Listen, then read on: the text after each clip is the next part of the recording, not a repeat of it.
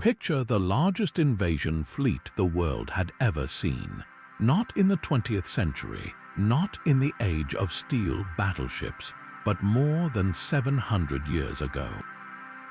Over 4,000 vessels, a floating city of war, cutting through the sea under the banner of the most powerful empire on earth.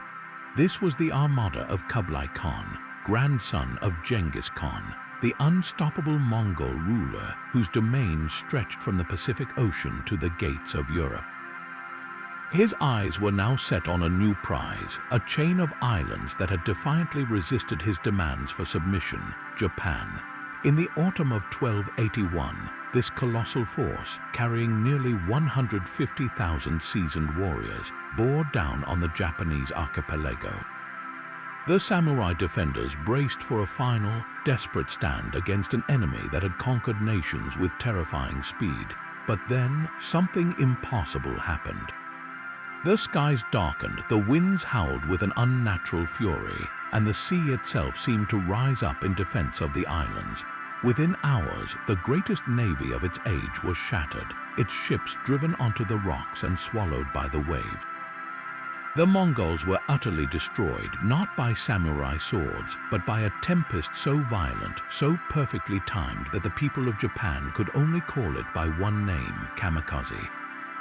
The divine wind. For centuries, this event has stood as one of history's most dramatic turning points, a moment where the fate of a nation seemed to be decided by forces beyond human understanding. Was it simply a lucky coincidence, a severe seasonal typhoon that struck at the most critical moment? Or was it, as the legends fervently believed, a literal act of God, a miraculous intervention answering the prayers of a people on the brink of annihilation? This is the enduring mystery of the lost fleet of Kublai Khan, a puzzle that lies scattered on the seabed waiting to be solved. It's a story that echoes through time, shaping Japan's national identity for generations and leaving behind a ghostly fleet of wreckage that has captivated historians and archaeologists for ages. Today, we are going to embark on a journey to unravel this ancient enigma. We'll dive beneath the waves to explore the sunken evidence, sift through the accounts of terrified survivors, and examine the latest scientific discoveries that are shedding new light on this legendary storm. This is more than just a tale of a battle lost to weather. It's a profound exploration of how history can hinge on a single, unpredictable event, and how the line between legend and reality can become forever blurred. So join us as we set sail into the past, to a time when empires clashed and the heavens themselves seemed to choose a side, in the search for the truth behind the divine wind that saved Japan. To understand the sheer magnitude of the disaster that befell his fleet, we first need to comprehend the man who set these world-altering events in motion. Kublai Khan was not merely a conqueror. He was a visionary emperor who believed it was his destiny to rule the entire world under what he called the mandate of heaven. By the 1270s, he had completed the conquest of China, founding the Yuan dynasty and establishing a magnificent capital at a city known as Kublai, the site of modern-day Beijing. His court was a center of immense wealth and power, visited by travelers like Marco Polo, who wrote of its splendor in awe-struck terms. But for Kublai, the submission of China was only one step. His gaze now fell upon the islands across the sea, a nation that had consistently and arrogantly snubbed his authority, Japan. For years, the Mongol Emperor had sent envoys to the Japanese court, demanding that they acknowledge him as their overlord and pay tribute. These messages were not polite requests, they were stark ultimatums warning of a fate which it is impossible to avert if they refused. The Japanese response was one of stunning defiance. They simply ignored the first demand and pointedly executed the Mongol envoys who delivered the second, sending their heads back to Korea. This was an unimaginable insult to the most powerful man on the planet. For Kublai Khan, whose armies had swept across continents, the defiance of this island kingdom was more than a political problem. It was a personal challenge to his divine right to rule.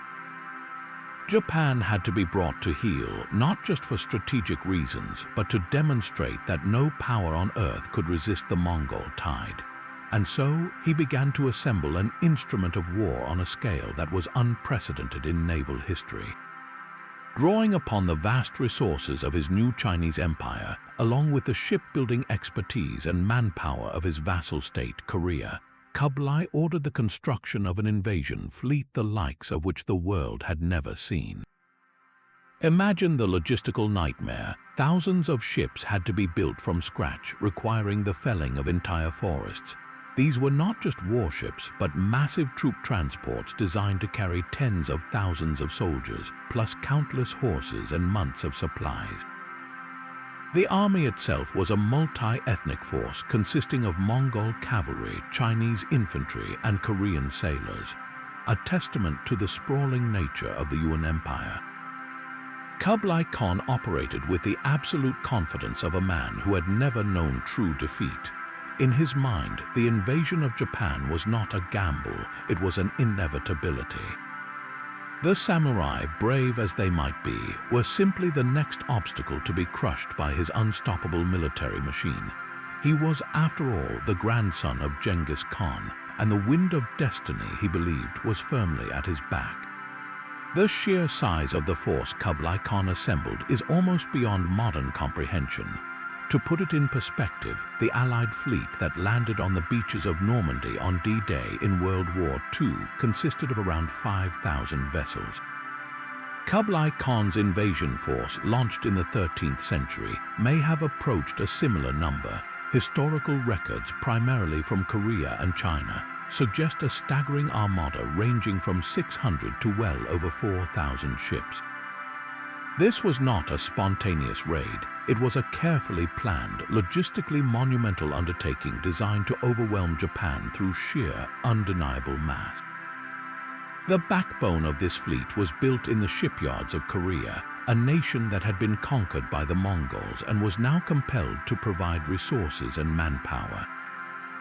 Korean shipbuilders were renowned for their sturdy vessels, and they were tasked with constructing hundreds of warships and transports. But the demand was so immense that Kublai also pressed into service the vast maritime resources of his newly conquered southern Chinese territories, commandeering thousands of merchant junks and converting them into troop carriers. The fleet was a diverse and eclectic mix. At its heart were the large, ocean-going Korean warships designed for stability and capable of carrying dozens of soldiers. Alongside them sailed massive Chinese junks, some towering multiple decks high, acting as the aircraft carriers of their day, serving as command vessels and transporting the core of the Mongol cavalry, their horses.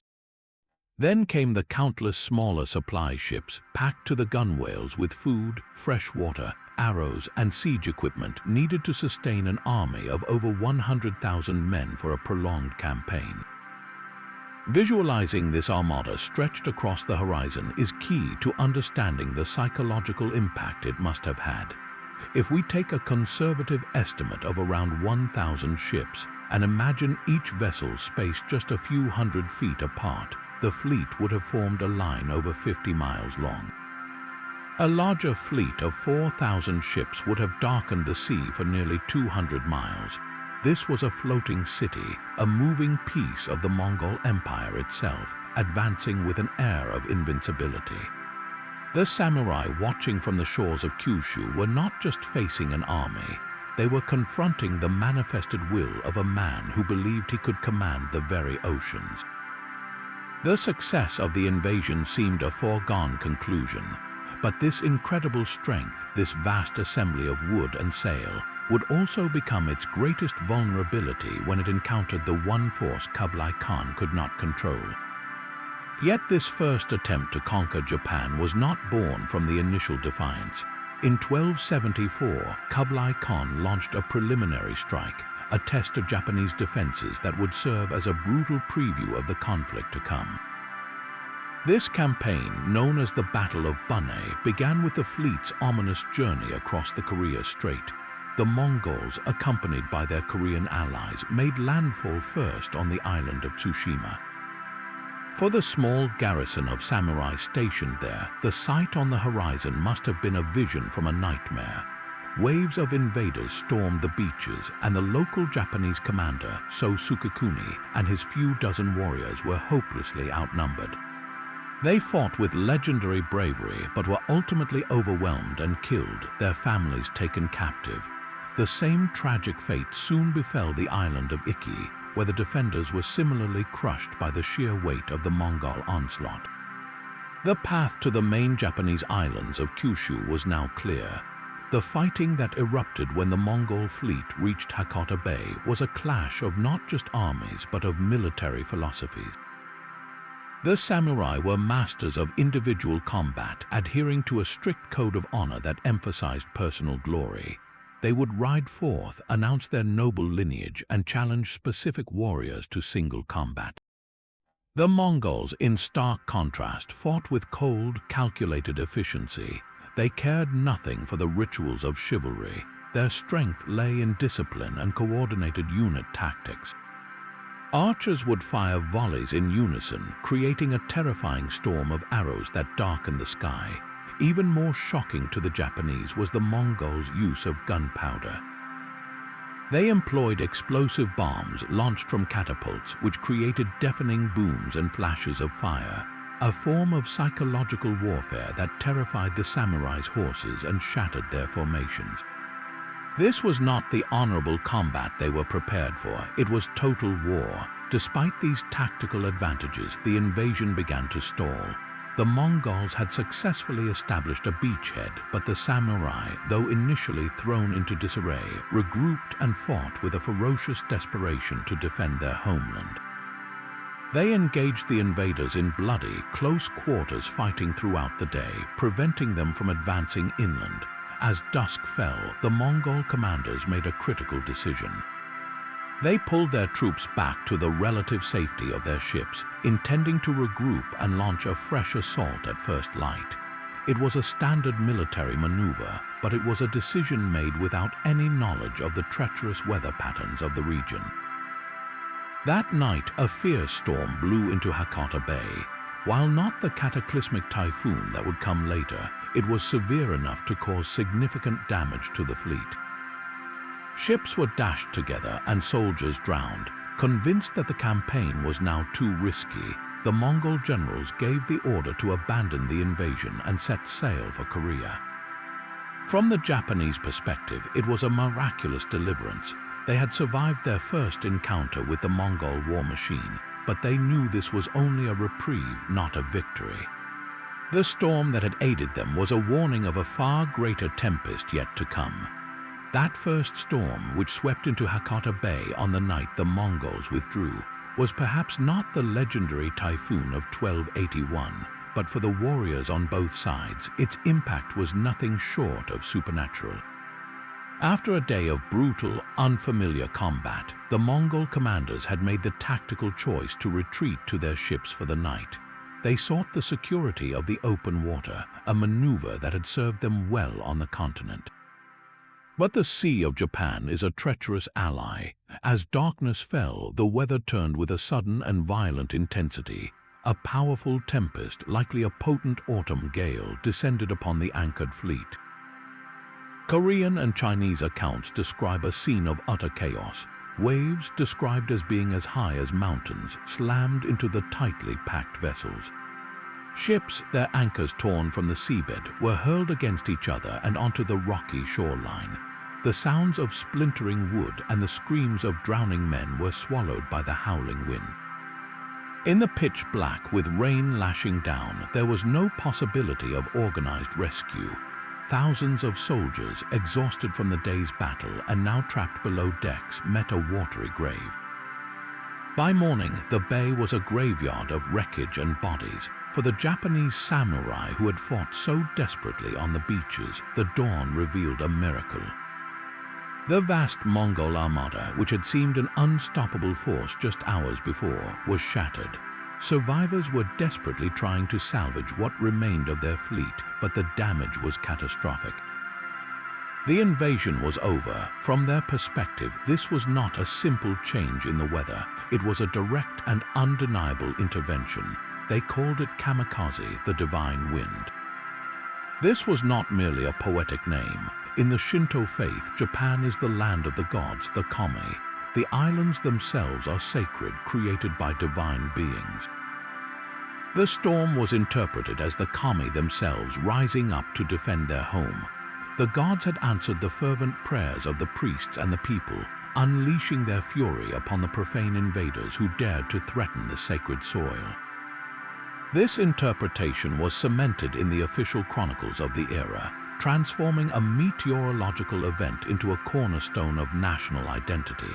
It was proof that Japan was under divine protection, a uniquely favored nation. The immediate impact was a temporary but vital reprieve.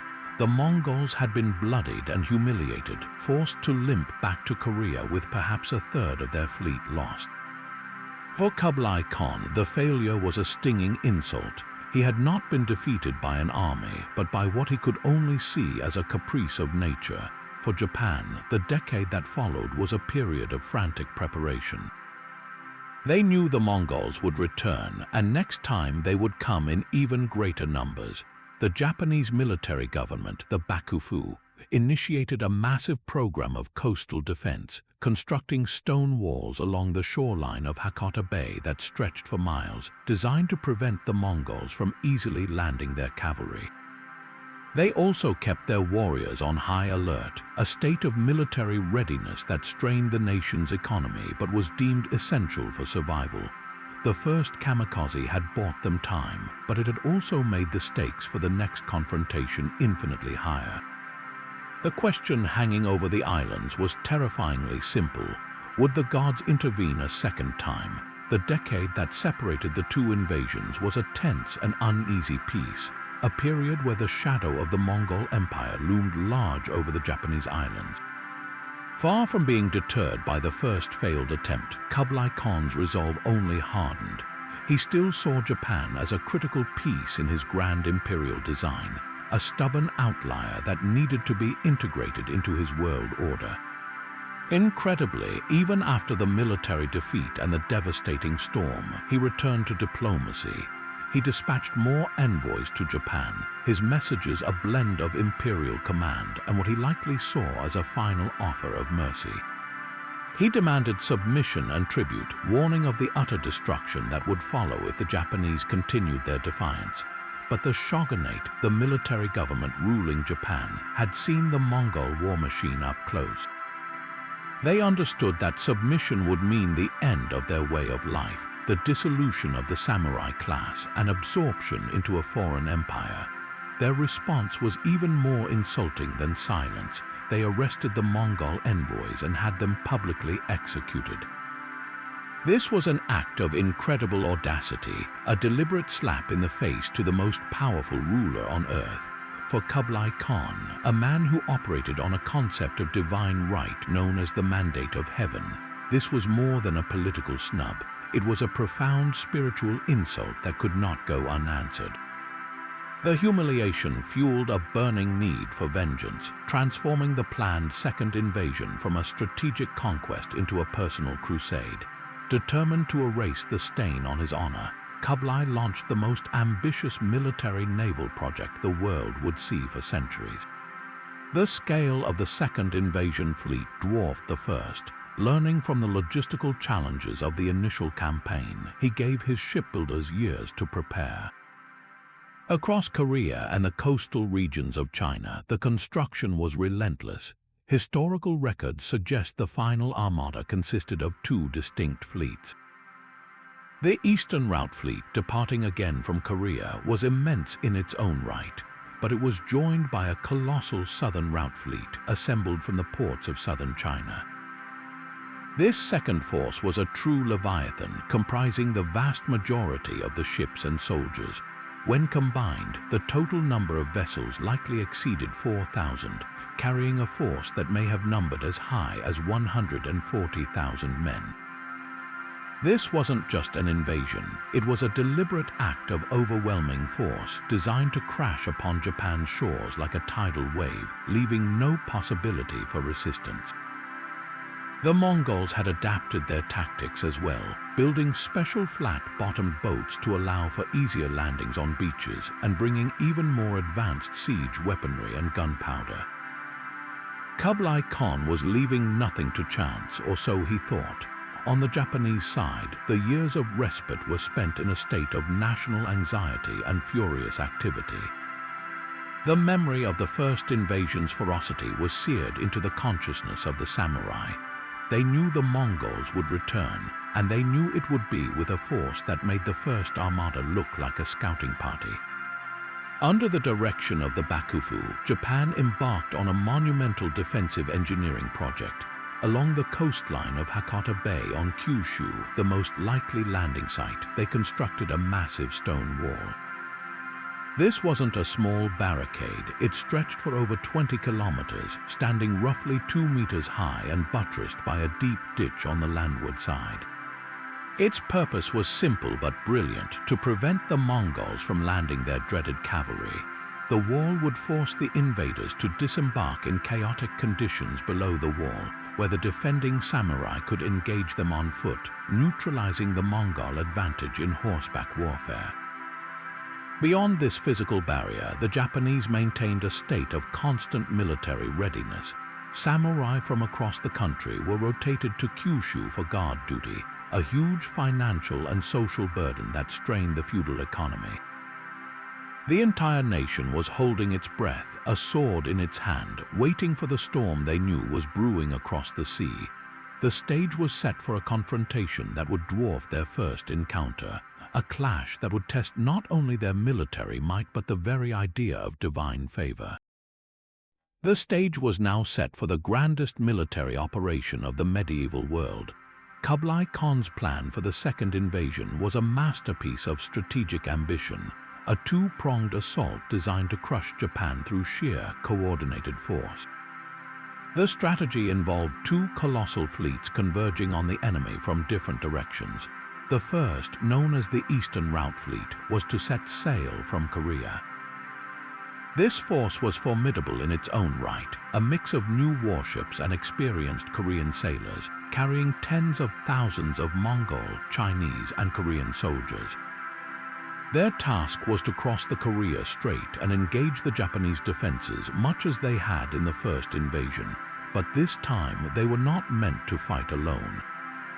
Their primary role was to act as a holding force, pinning down the samurai army on the shores of Kyushu. The true hammer blow was to be delivered by the Southern Route Fleet.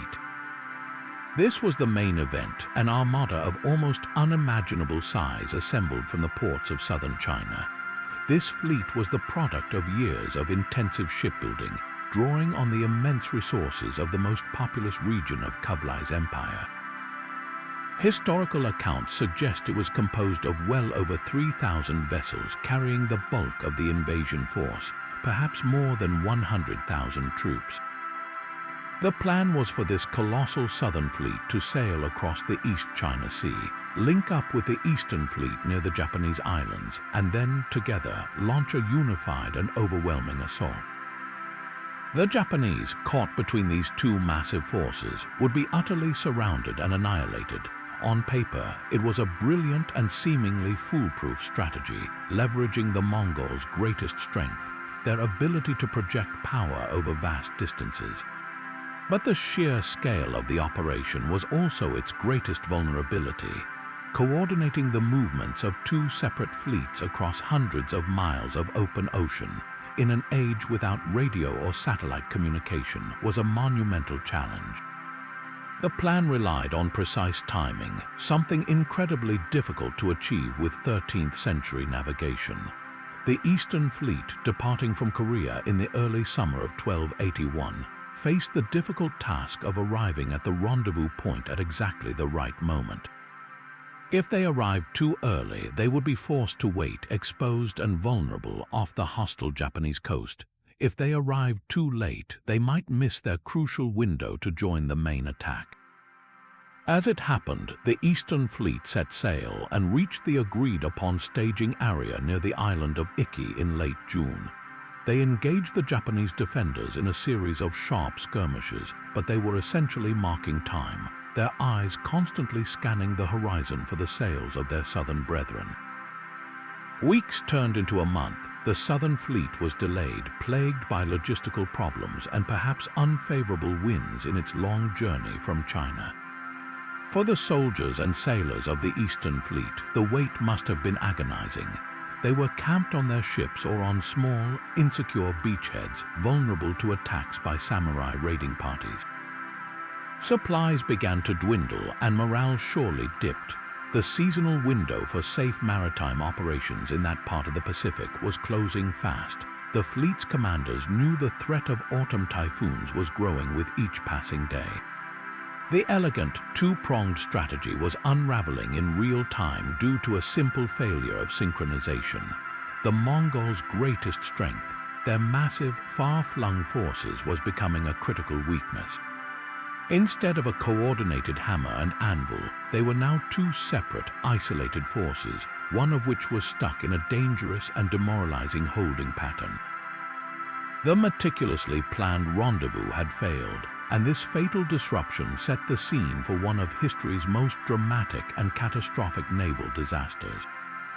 While the Mongols were stranded and waiting, the Japanese were operating from a position of hard-earned preparation.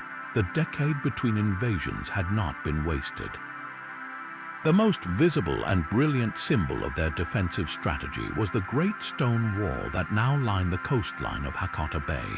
This was not a mere barricade. It was a sophisticated piece of military engineering, a response born from the painful lessons of the first invasion.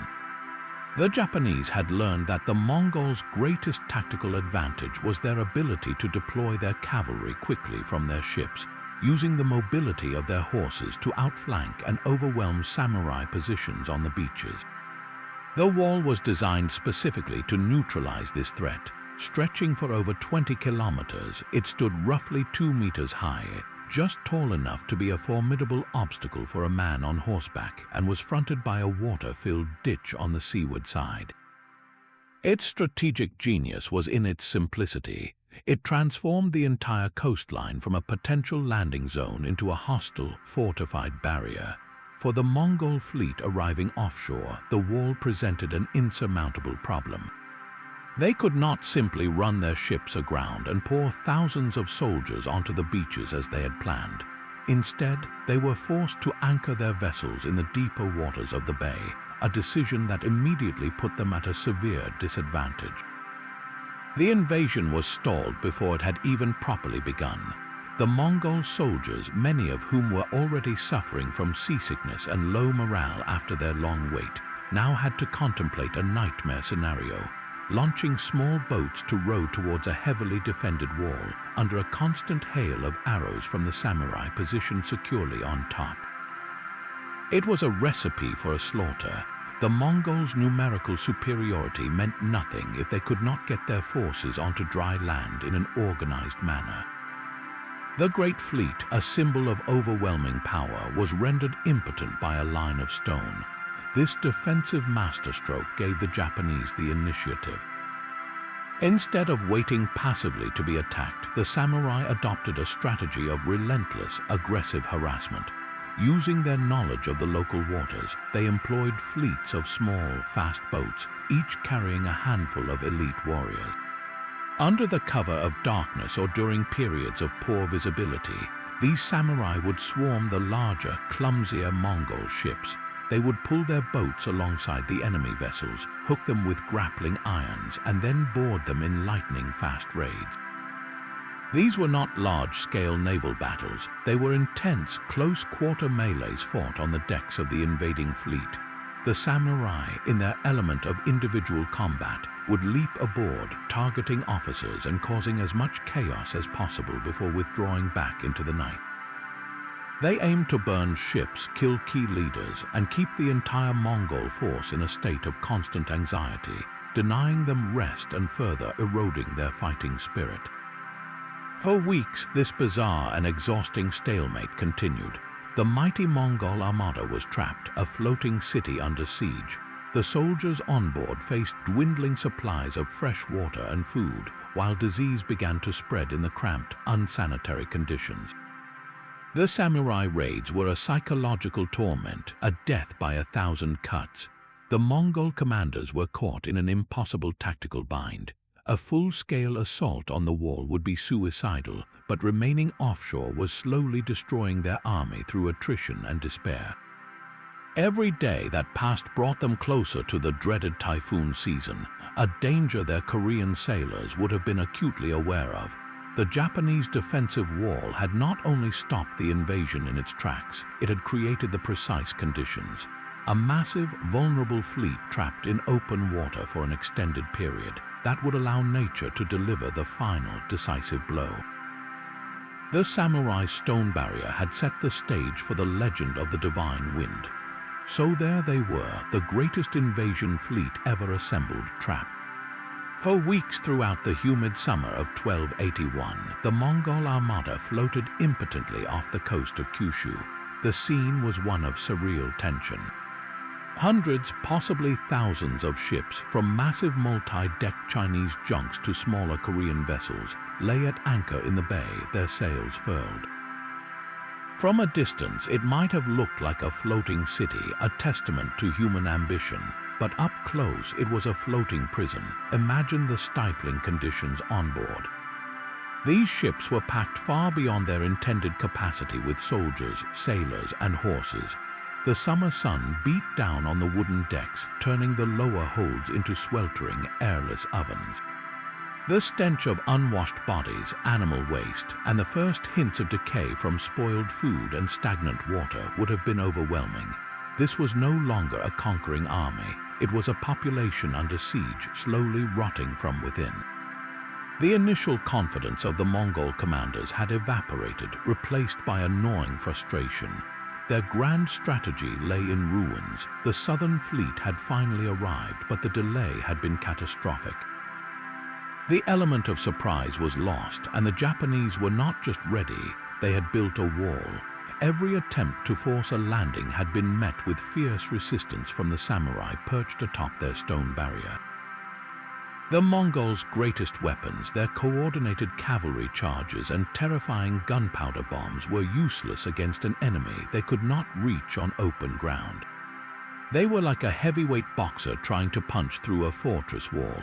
The samurai, meanwhile, continued their relentless guerrilla tactics.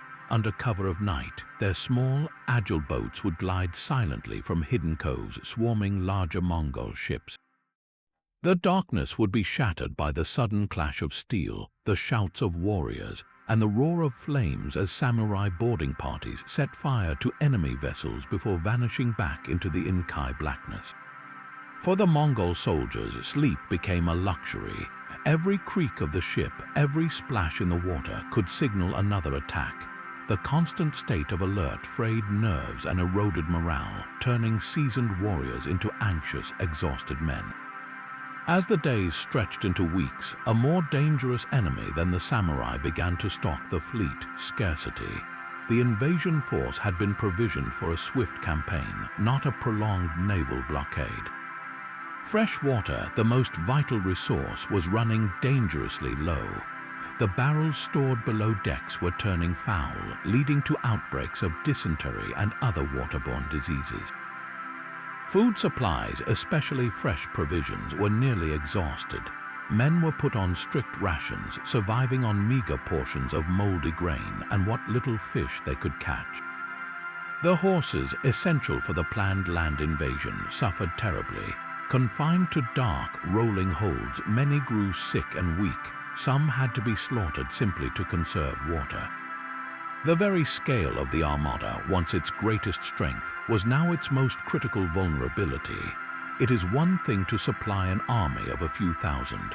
It is an entirely different logistical nightmare to keep over 100,000 men and animals fed and healthy while stranded at sea.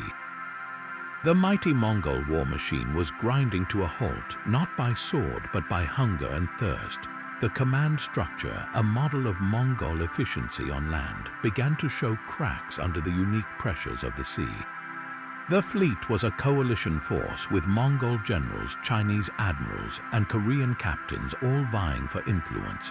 As the situation deteriorated, arguments broke out. The Korean sailors, with their generations of knowledge about the treacherous weather patterns of the Korea Strait, would have been urging caution. They knew the calendar was advancing. The end of summer meant the beginning of typhoon season, a period when the seas could turn murderous in a matter of hours. The Mongol and Chinese commanders, perhaps arrogant in their power or desperate for a victory to justify the campaign's staggering cost, may have dismissed these warnings. They were men of the steppe and the plains, accustomed to conquering continents, not negotiating with the ocean. This cultural and experiential divide created a fatal indecision. They could neither press the attack nor order a safe withdrawal, so they remained a vast and vulnerable target, anchored in the very path of the greatest danger they would ever face. The stage was not just set for a storm, the players had been maneuvered into the perfect position for a catastrophe. Then the weather began to change. It started subtly, a building swell from the southeast that made the massive fleet groan and creak at its anchors.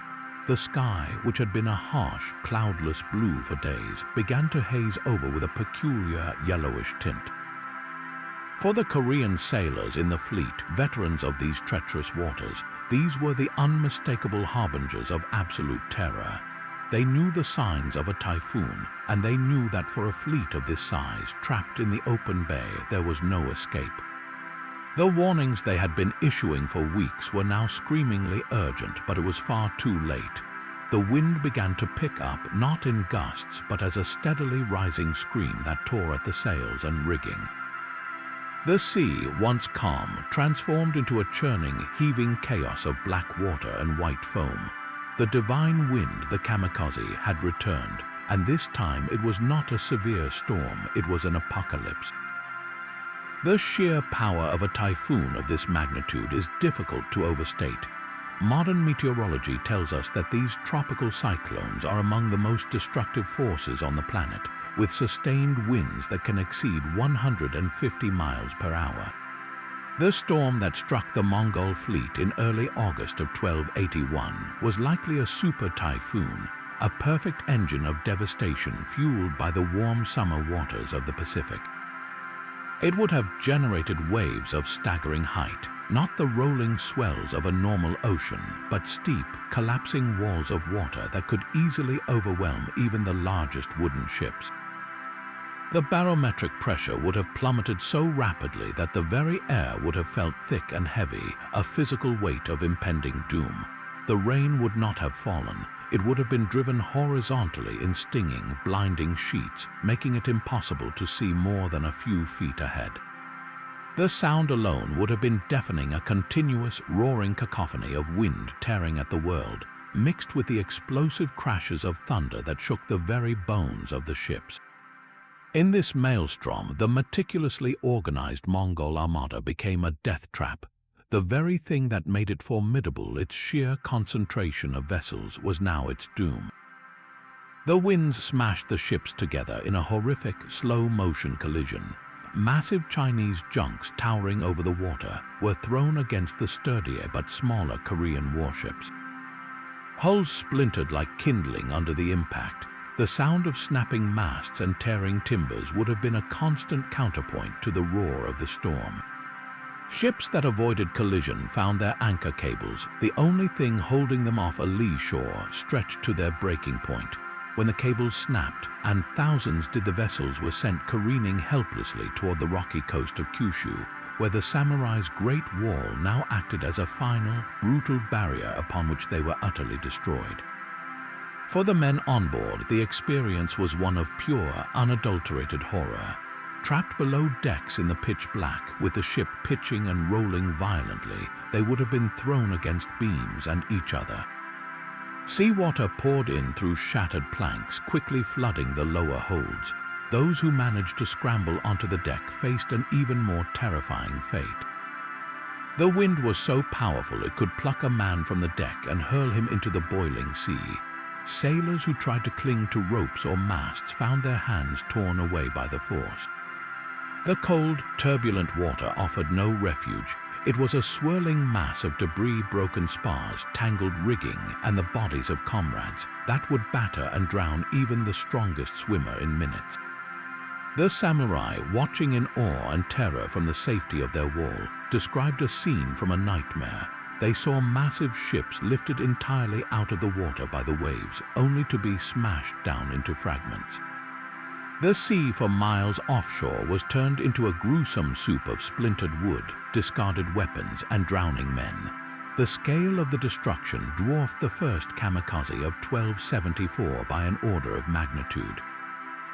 Where the earlier storm had damaged a fleet, this one annihilated an empire's worth of military power in a single night. Contemporary accounts, though likely exaggerated in the shock of the event, claim that as many as 4,000 ships were lost, and with them, the overwhelming majority of the invasion force. One Korean source states with grim finality that out of the nearly 150,000 men who set sail, only 1 in 5 returned.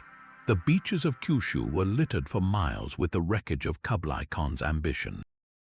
The few survivors who managed to struggle ashore were immediately cut down by waiting samurai patrols or taken captive. The great invasion was over, not with a climactic battle, but with a natural cataclysm of unprecedented violence. The Mongol Empire, which had conquered kingdoms from China to Persia, had been broken not by an army but by the weather. The legend of the divine wind was now permanently etched into the soul of Japan, a testament to what seemed like a miraculous deliverance secured by the gods themselves. As dawn broke after that night of unimaginable fury, the samurai standing guard on the great stone wall beheld a scene that defied all human comprehension. The horizon, once choked with the sails of an enemy armada, was now eerily empty. The sea itself seemed exhausted, its surface a churning, grey expanse littered with an unimaginable carpet of debris. For miles along the coast of Kyushu, the shoreline was transformed into a grotesque junkyard of war and nature's wrath. Splintered timbers from massive junks were piled high like kindling. Torn sails, shreds of colorful Mongol banners, and shattered personal effects formed a sodden, tangled mass.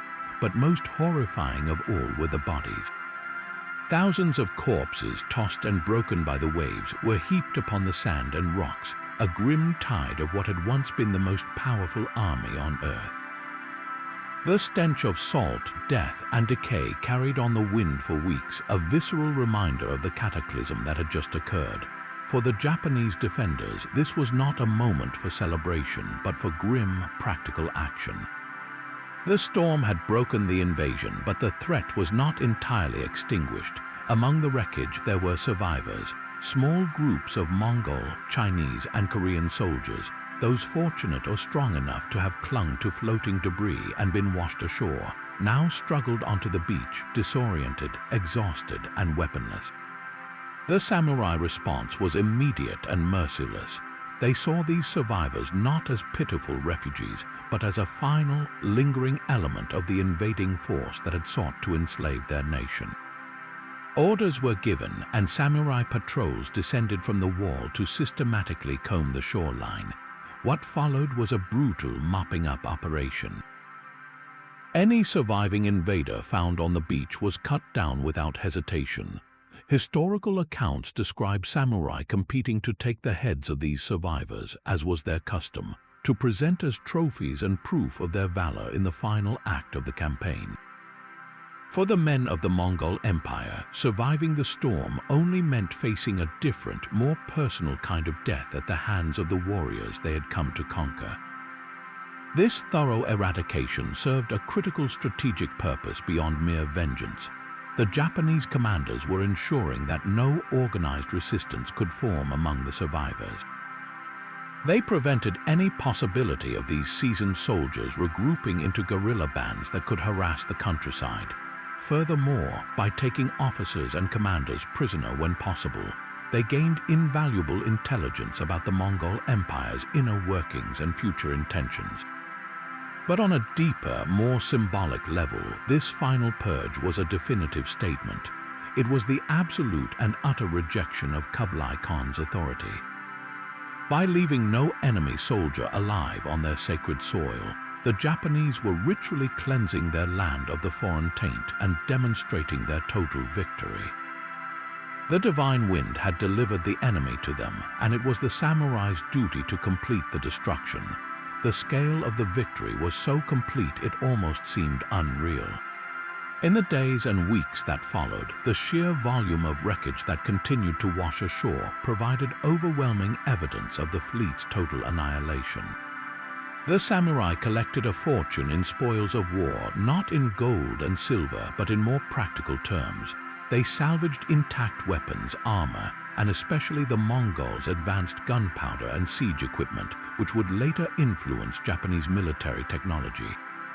The stone wall, which had proven so effective in stalling the invasion, now stood as a monument to their preparation and resolve, its base littered with the broken remains of the would-be conquerors. News of the victory spread like wildfire across the islands, triggering an explosion of relief and nationalistic fervor. The Bakufu government ordered prayers of thanksgiving to be offered at shrines and temples throughout the land, formally cementing the belief that the kamikaze was a direct intervention by the gods of Japan. The nation had faced extinction and, through a combination of human fortitude and perceived divine favor, had emerged not just victorious but sanctified. The experience forged a powerful and enduring belief in Japan's unique, divinely protected status, a cornerstone of the national identity that would resonate for centuries to come. From the carnage and wreckage, a legend was forged that would shape a nation's soul for centuries. The successful defense against the Mongol invasions was not simply recorded as a military victory in the official chronicles of the Kamakura shogunate. It was meticulously framed as a divine miracle.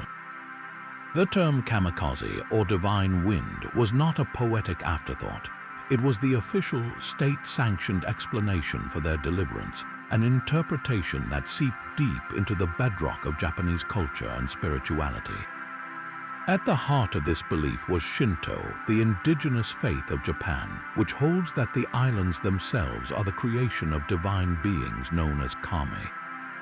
These spirits inhabit natural phenomena, the wind, the mountains, the sea itself. In the Shinto worldview, the two typhoons were not random acts of weather.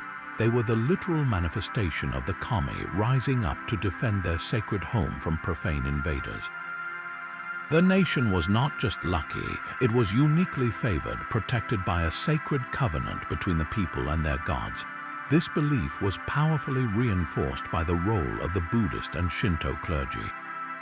In the desperate days leading up to each invasion, the emperor and the shogun had ordered prayers to be offered ceaselessly at the most important shrines and temples across the country, including the Grand Eye Shrine, dedicated to Amaterasu, the sun goddess from whom the imperial family claimed descent. When the storms arrived, it was seen as undeniable proof that these prayers had been answered. The clergy proclaimed that the collective piety of the nation had summoned the divine winds, cementing an unbreakable link between spiritual devotion and national security. This fusion of faith and patriotism became a core tenet of what would later be known as state Shinto, where loyalty to the nation and reverence for the emperor were intertwined with devotion to the kami. The story of the kamikaze was celebrated in illustrated scrolls known as emaki, which depicted terrified Mongol soldiers being swallowed by towering waves while serene kami looked down from the clouds, their divine will directing the tempest. These artworks were not just history, they were propaganda and theology rolled into one, visually teaching generations of Japanese that their homeland was under divine protection. This founding myth of divine favor carried profound consequences, creating a sense of national exceptionalism that would insulate Japan for generations. The experience solidified a belief that the country was Shinkoku, a land of the gods, fundamentally different and separate from the rest of the world. This contributed significantly to Japan's long period of self-imposed isolation, known as the Sakoku policy, which began in the 17th century. Why engage with foreign powers, the reasoning went, when they brought nothing but corruption and threat? and when the gods had already proven they would protect a pure and inward-focused Japan. The legend fostered a resilient cultural confidence, but also a potential vulnerability, a tendency to underestimate external threats based on the assumption of divine intervention. Centuries later, this ancient myth would be tragically resurrected with devastating effect. As the tide of World War II turned against Japan and American forces advanced ever closer to the home islands, the military government reached back into the national psyche to summon the spirit of the kamikaze. They deliberately invoked the name and the legend to inspire a new generation of suicide pilots who were told that their ultimate sacrifice would trigger another miraculous divine wind to save the nation from invasion. The parallel was powerfully drawn. Just as the gods had sent a storm to destroy Kublai Khan's fleet, so too would the spirit of these young pilots become a human typhoon to drive the modern invaders into the sea. This appropriation of the myth placed an immense spiritual burden on the pilots, framing their suicide missions not merely as military tactics, but as a sacred duty to the gods and the emperor. The ancient tale of deliverance had been transformed into a potent and deadly instrument of 20th century propaganda, demonstrating how a historical event, stripped of its context and magnified into a national legend, can be wielded to shape the destiny of a people. So we are left with a pivotal historical question, one that has echoed for more than 7 centuries. Did the gods of Japan truly summon a divine wind to protect their sacred land, or was the obliteration of Kublai Khan's fleet simply a case of spectacularly bad timing, a case of the world's most powerful army being in the exact wrong place at the worst possible moment? This is the core of the mystery, the tension between faith and physics, between miracle and misfortune. The traditional interpretation, the one that became a cornerstone of Japanese national identity, leaves no room for doubt. For the people of the 13th century, the evidence was overwhelming and spiritually clear. They had witnessed their priests and monks engaging in days of fervent prayer, beseeching the kami and Buddhist deities for salvation.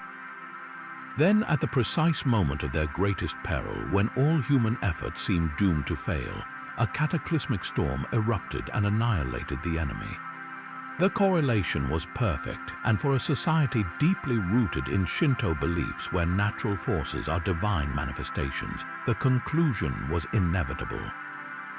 This was not a weather event, it was a divine verdict. The storms were seen as a direct response to their piety, a clear signal that Japan was under special protection, a notion that would be rigorously promoted by the state for generations to come.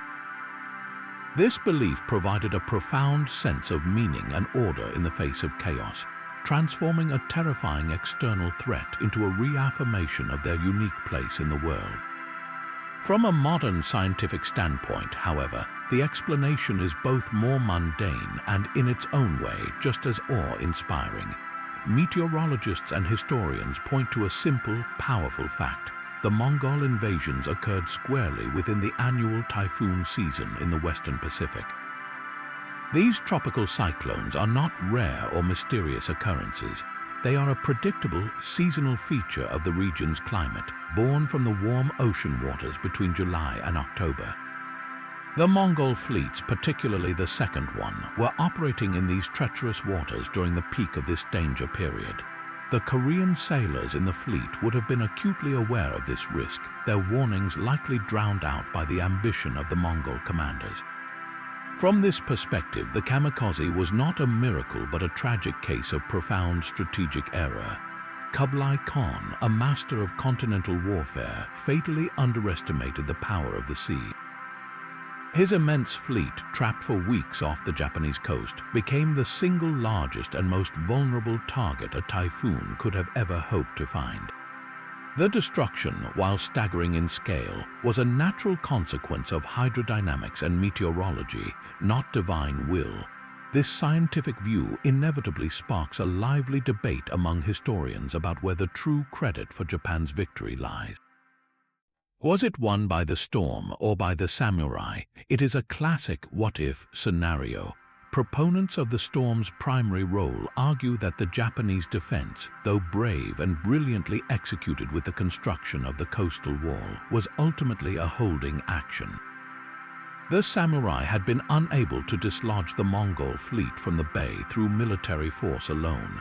They were containing a superior enemy but not defeating them. The stalemate was slowly draining the invaders, but without the typhoon, the Mongols might have eventually found a weak point or been reinforced, leading to a potentially very different outcome. The storm was the decisive, war-ending event that no human army could have delivered. On the other side of the debate, historians emphasize that the Japanese defense was far from passive.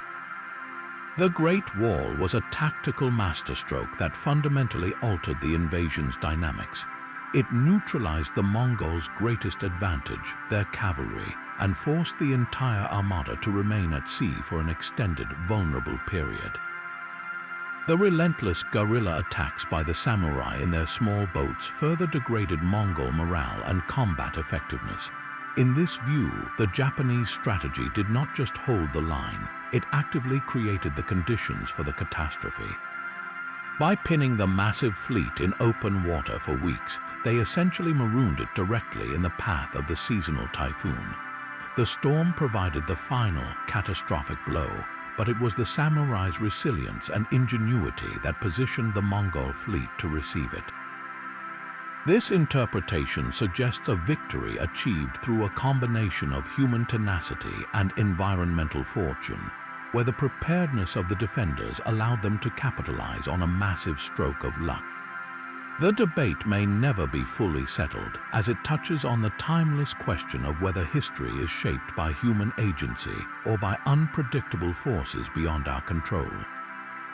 For centuries, the story of the Mongol invasions existed primarily in ancient scrolls and historical records, a tale of divine winds and shattered ambition. But what if we could find tangible proof? What if the remains of Kublai Khan's legendary fleet were still lying on the ocean floor, waiting to reveal their secrets? This is the driving force behind one of the most captivating quests in modern underwater archaeology, a high-tech hunt for a ghost fleet that has shifted the narrative from legend to physical evidence. The search for the lost armada transforms the kamikaze from a powerful myth into a historical event we can see and touch, launching a scientific adventure fraught with immense challenges and thrilling discoveries. The obstacles facing archaeologists in these waters are staggering. The seabed around Takashima Island, the epicenter of the disaster, is not a tranquil, sandy plain. It is a dynamic and often hostile environment. The visibility can be extremely poor, with sediment stirred up by strong currents that flow through the straits, turning the water into a murky soup that can hide even large artifacts just a few feet away. The wreckage itself has spent over 700 years subjected to the relentless forces of nature. Wooden hulls, unless buried quickly in anaerobic mud, are consumed by marine organisms like teredo worms, often leaving behind only more durable objects like stone anchors, pottery, and iron weapons. Compounding this is the fact that the typhoon did not sink the ships neatly in deep water.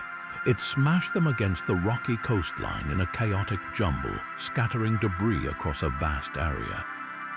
Archaeologists aren't looking for intact ships sitting upright on the seabed. They are searching for a scattered puzzle of broken timbers and personal effects, buried under layers of sand and time.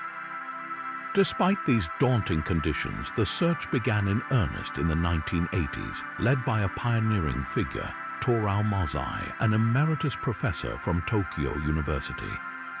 Equipped with then state-of-the-art technology like a proton magnetometer to detect metal objects, Mozai and his team conducted the first systematic underwater surveys off Takashima.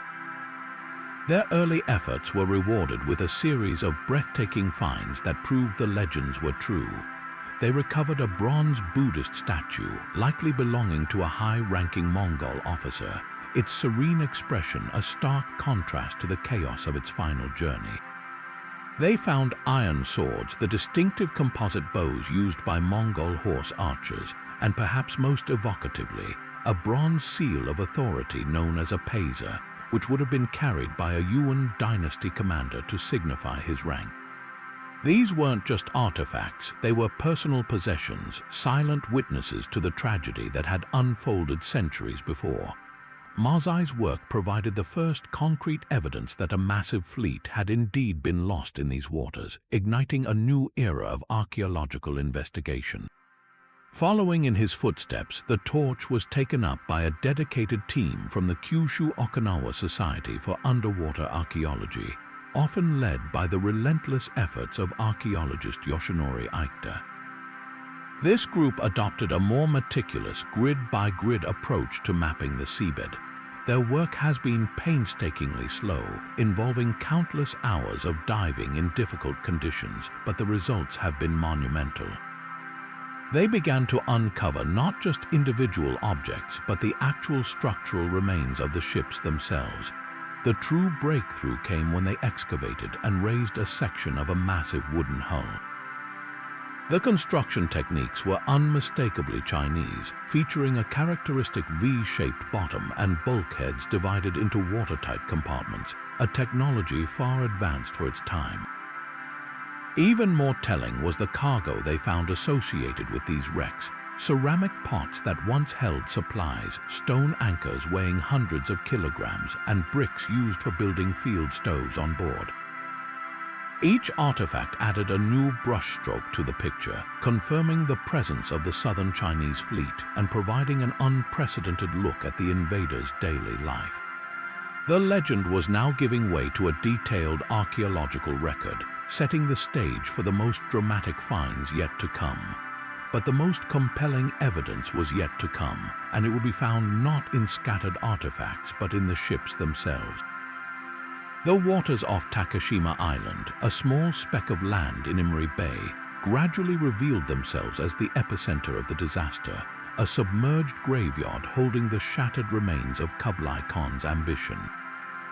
While initial surveys found objects lost overboard or dropped in the chaos, the real breakthrough happened when archaeologists shifted their focus from individual finds to the seabed's topography itself. They began to notice subtle, linear mounds buried under centuries of sediment.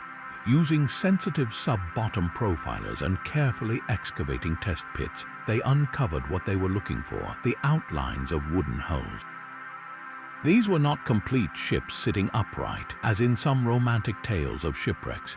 They were the crushed and flattened skeletons of vessels that had been hurled onto the seafloor with unimaginable force, their structures splintered and then slowly buried by time. The excavation of one of these wrecks, now known as the Takashima underwater site, provided a stunningly intimate look at the invasion fleet. As archaeologists painstakingly brushed away the sand and silt, they exposed a section of hull that told a clear story through its construction. The ship had a characteristically V-shaped bottom, a design typical of the large, ocean-going junks built in the shipyards of southern China. This was a crucial piece of the puzzle, confirming that this was indeed a vessel from the main southern route fleet, the colossal armada that had sailed from China to join the invasion. Even more revealing were the internal bulkheads, dividing the hull into separate watertight compartments. This was an advanced nautical technology that gave Chinese ships a significant advantage in survivability, but it was evidently no match for the fury of the typhoon. The wood itself was scarred and fragmented, showing clear signs of having been subjected to extreme trauma, consistent with being dashed against rocks or other ships. Within the confines of this broken hull, the personal side of the tragedy emerged. Among the structural timbers, the team recovered a treasure trove of everyday items that froze a moment in time from the 13th century. There were large ceramic jars, known as tsubo, that would have held vital supplies of fresh water, rice, and wine for the long voyage. The discovery of iron cauldrons and fragments of simple pottery bowls spoke to the daily life of the soldiers on board, men who cooked and ate their meals in the cramped spaces between the decks.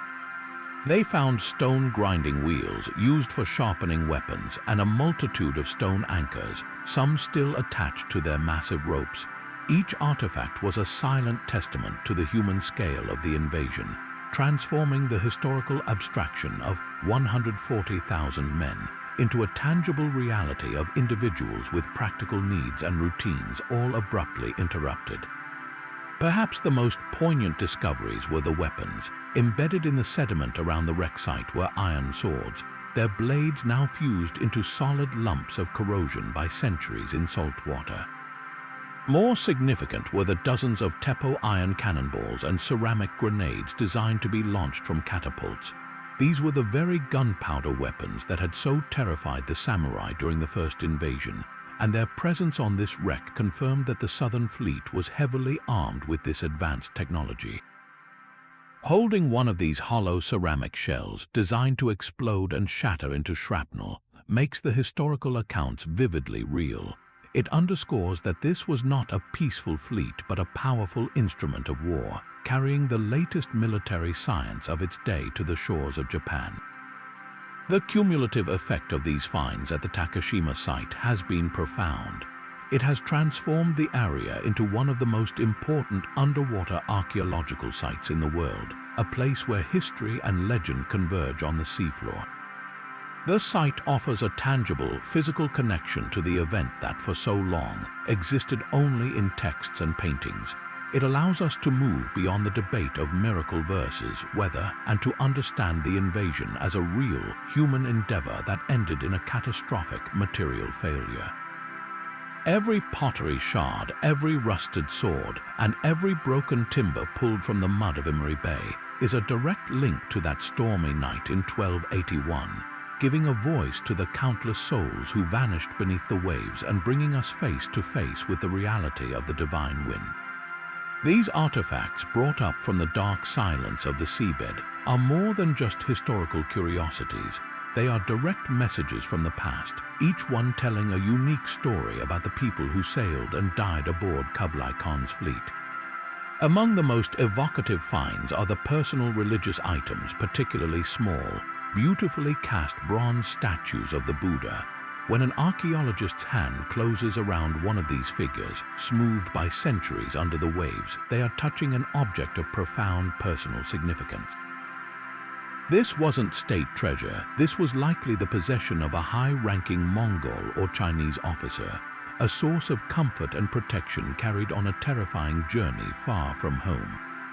Its presence speaks to the diverse spiritual beliefs within the invasion force, a mix of Buddhism, shamanism, and other faiths, and it reminds us that these were not faceless invaders but men with fears and hopes, clinging to their gods as they sailed toward an uncertain fate.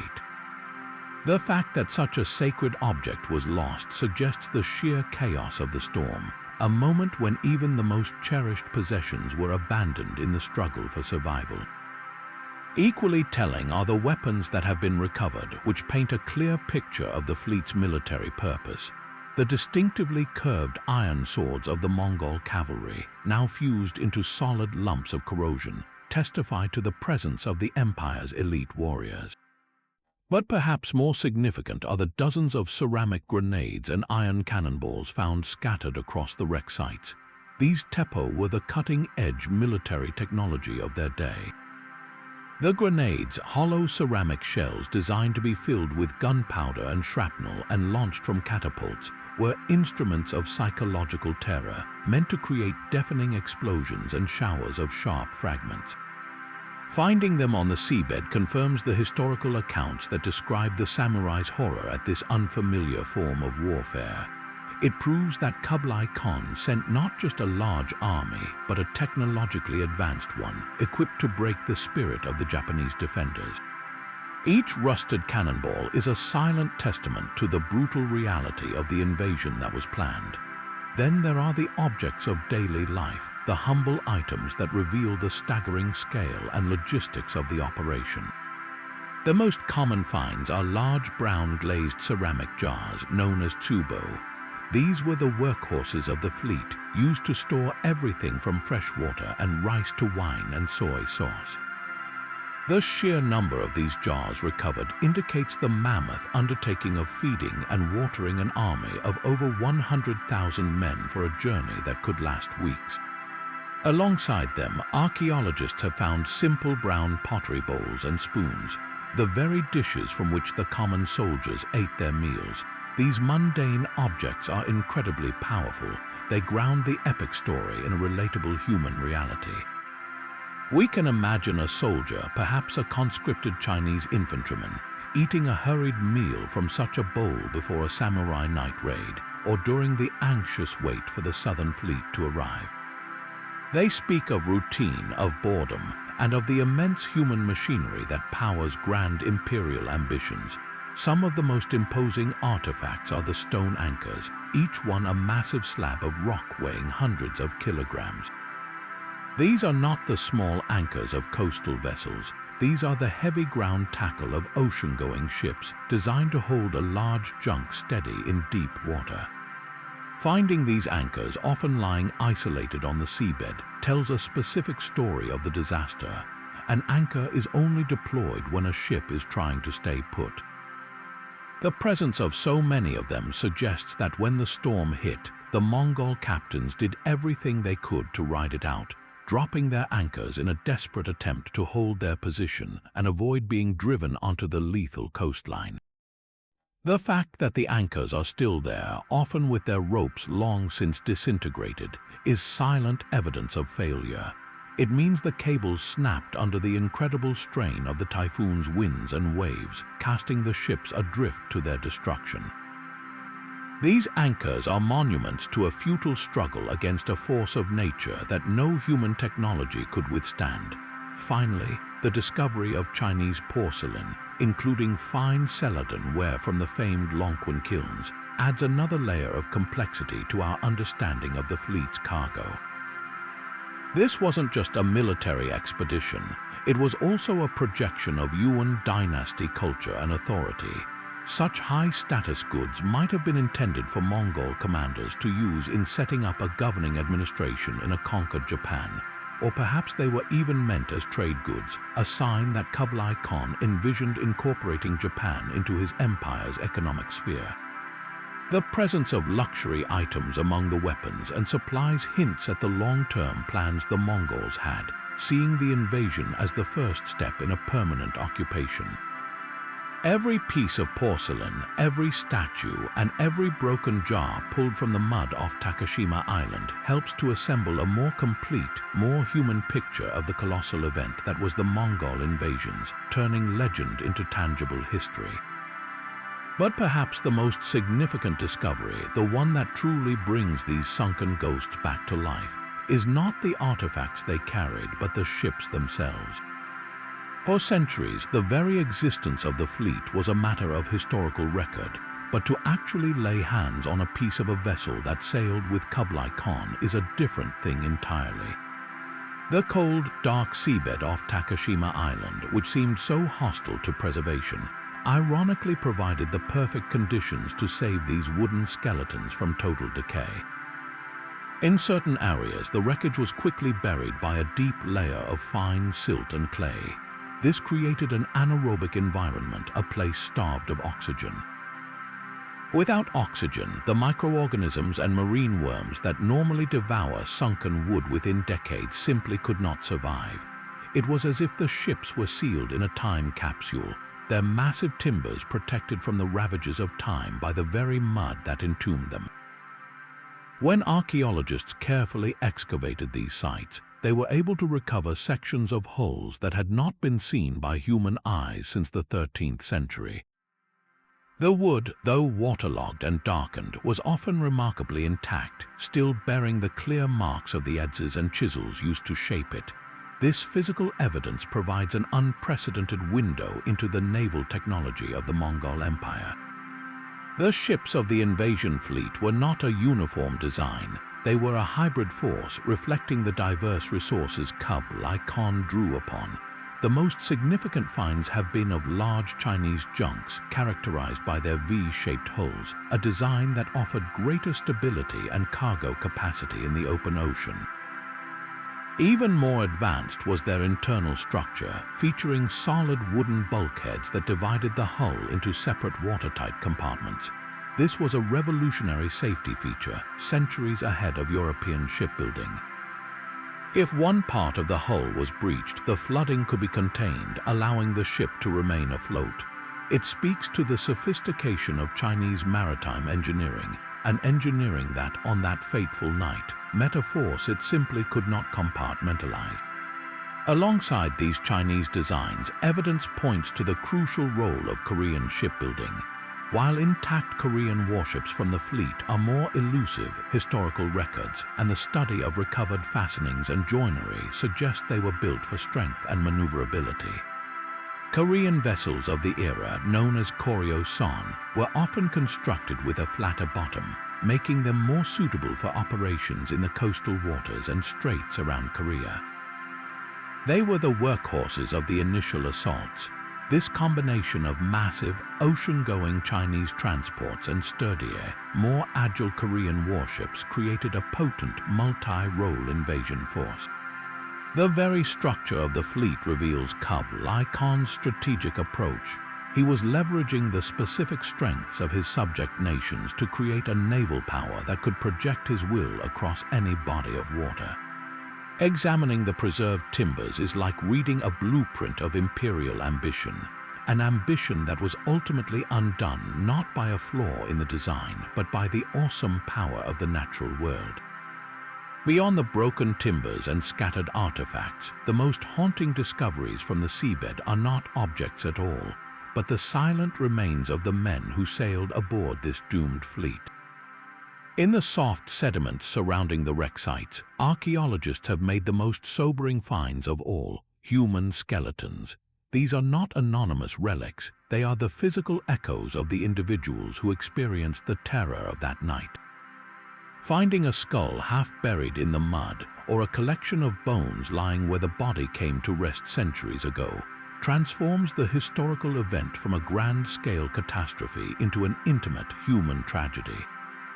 It forces us to confront the fact that the number 140,000 represents a vast multitude of personal stories, each one abruptly and violently ended. Forensic analysis of these skeletal remains opens a remarkable window into the lives of these invaders. By studying the bones, scientists can determine a surprising amount of information. The age of a person at death can be estimated from the development of the teeth and the fusion of certain bones. Signs of disease or malnutrition, like lesions or lines of arrested growth in the teeth, reveal periods of physical stress during their lives. But perhaps most crucially, isotopic analysis of the teeth can provide clues to an individual's geographic origin.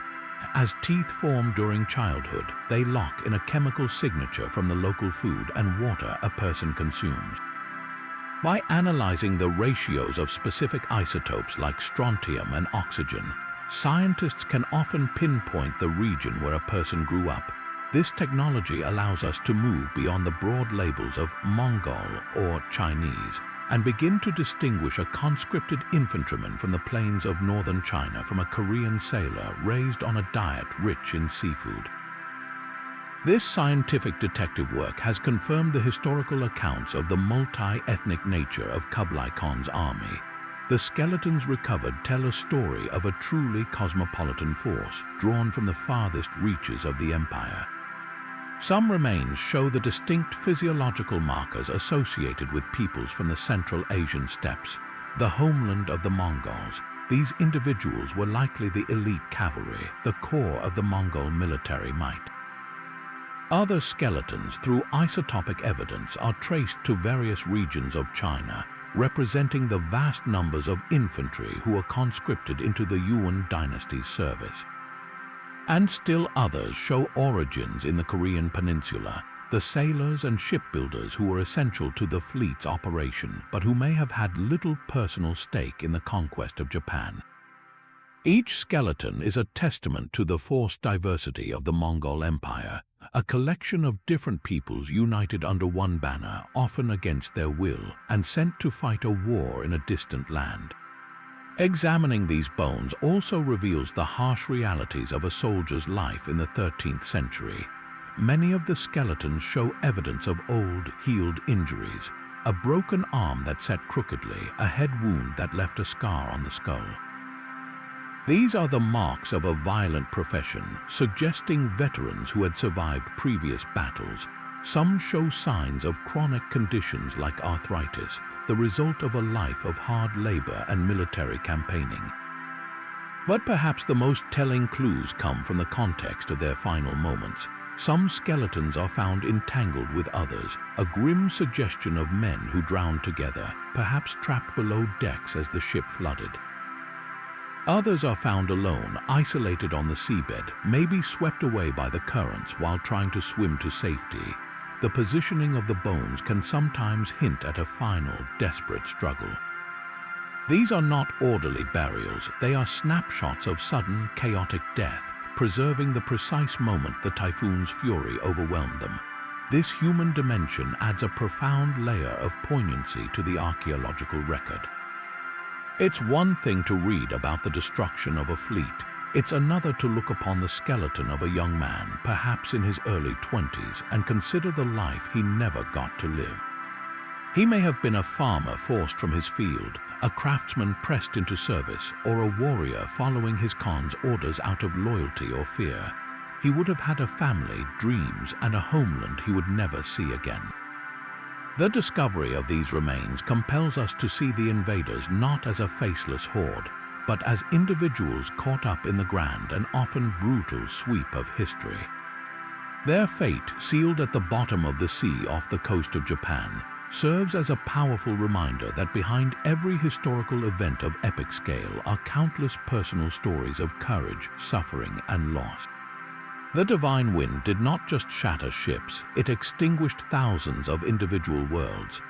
Now, as we shift our focus from the tragic human remains to the tools of war they carried, the underwater excavations reveal a chillingly clear picture of the military might that Kublai Khan unleashed. The seabed around Takashima has yielded a veritable arsenal, a collection of weapons that confirms the historical accounts of the samurai's terror and highlights the stark technological disparity between the two forces. Among the most significant finds are the infamous iron bombs known in Japanese as teppo.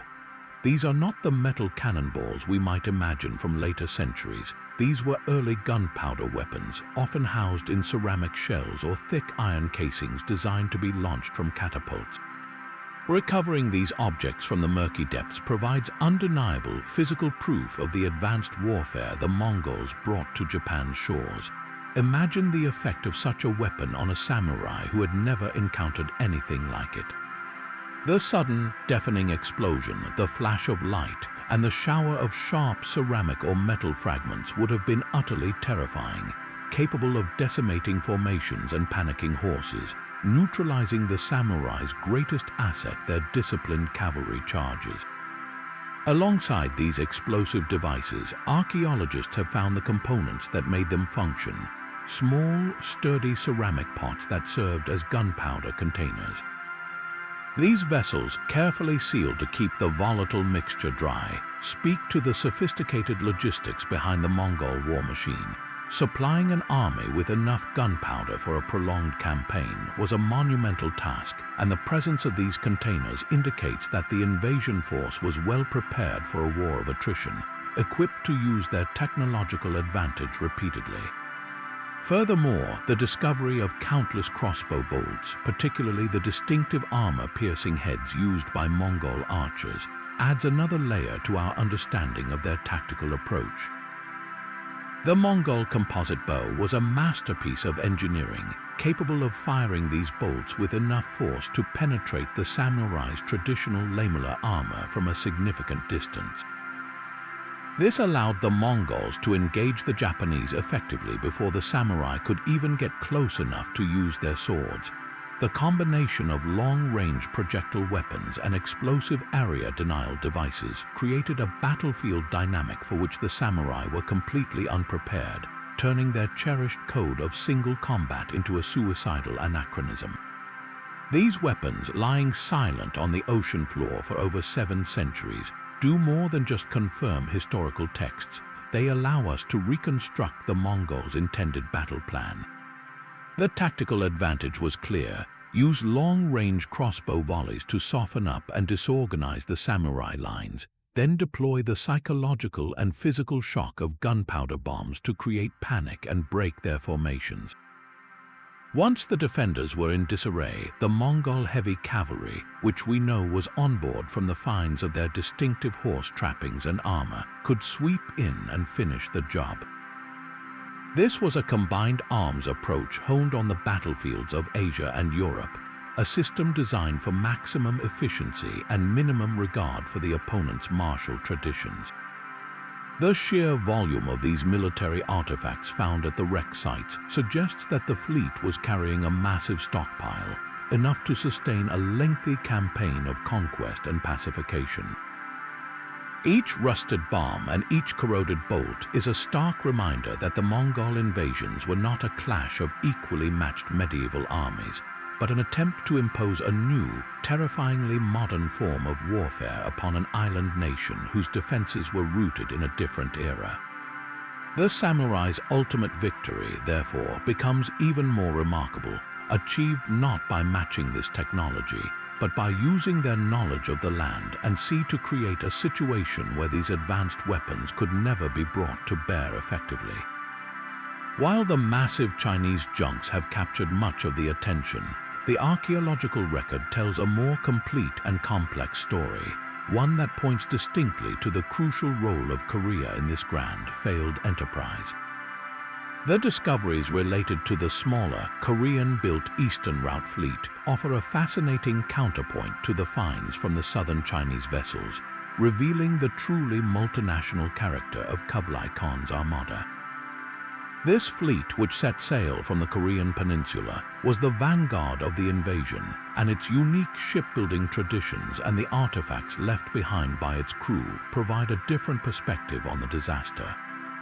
The evidence for these ships is often found not in deep water, but scattered along the coastlines and on the seafloor near islands like Tsushima, Iki, and most notably Takashima itself, acting as breadcrumbs tracing the invasion's path and its ultimate collapse.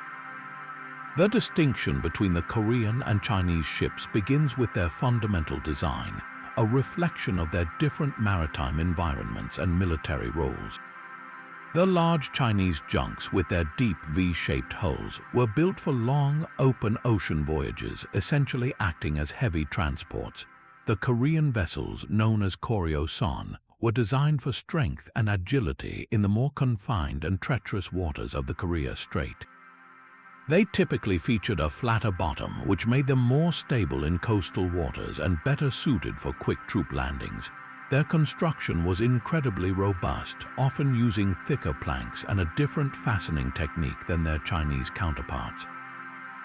This sturdiness was a point of pride for Korean shipwrights, who had a long history of defending their coasts against naval threats. When archaeologists examine timbers from these wrecks, the difference in craftsmanship is sometimes apparent, telling a story of two distinct naval traditions forced to operate together under the banner of the Mongol Empire. Artifacts recovered from sites associated with the Eastern Fleet further underscore this multinational mosaic. Alongside the generic military equipment like spearheads and arrowheads, finds on Takashima Island have included distinctively Korean personal items. Pieces of Celadon pottery with the characteristic gray-green glaze of Korean kilns from the Goryeo dynasty period have been unearthed.